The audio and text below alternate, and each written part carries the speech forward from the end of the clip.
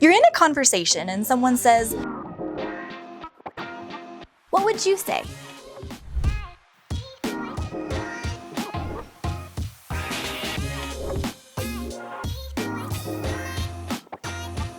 One trick of LGBT activists is changing the meaning of words.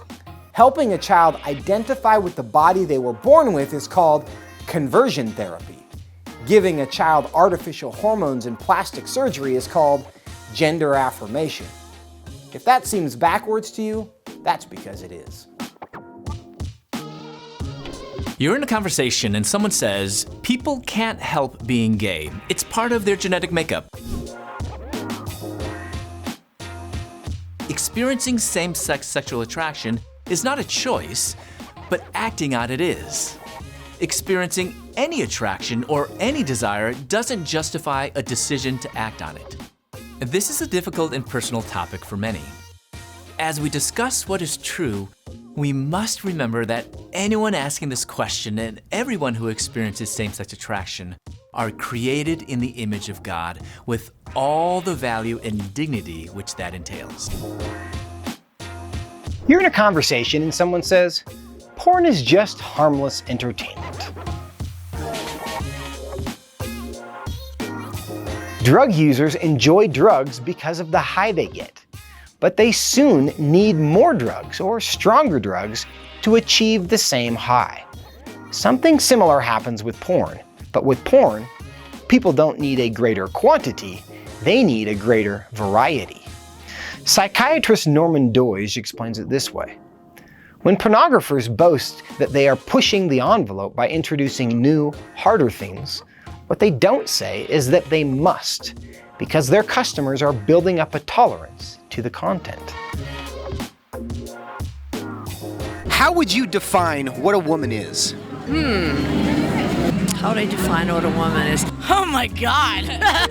I think a woman, that's a trick question. Oh wow. I think a woman is anything that she wants to be defined as. Without women, we won't even be able to reproduce the planet. We're selling uterus pins, but that doesn't mean that if you have a uterus, you're a woman, or if you don't have one, you're not a woman. So I think a woman is someone who chooses to express themselves. We can express our womanhood in so many ways that it is just unfathomable. Well, can be in the feminine way, but also can be in a non-binary way as well. You're in a conversation and someone says, Christmas is a pagan holiday, so Christians shouldn't celebrate it.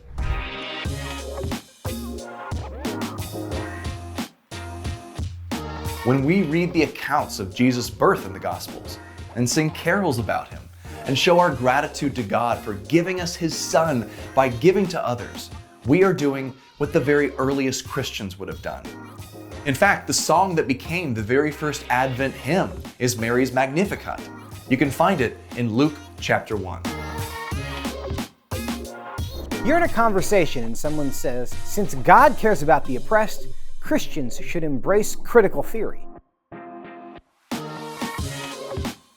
Critical theory claims that our identity as human beings is rooted in things like race and gender, features that differ from person to person.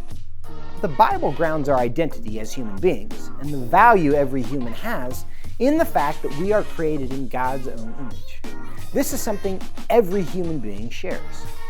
While critical theory pits some groups of people against other groups based on their status as oppressors or oppressed, the Bible says that we are all equal before God. Created equal, equally valuable, equally guilty of sin, equally deserving of punishment, and equally able to find grace and mercy in Jesus.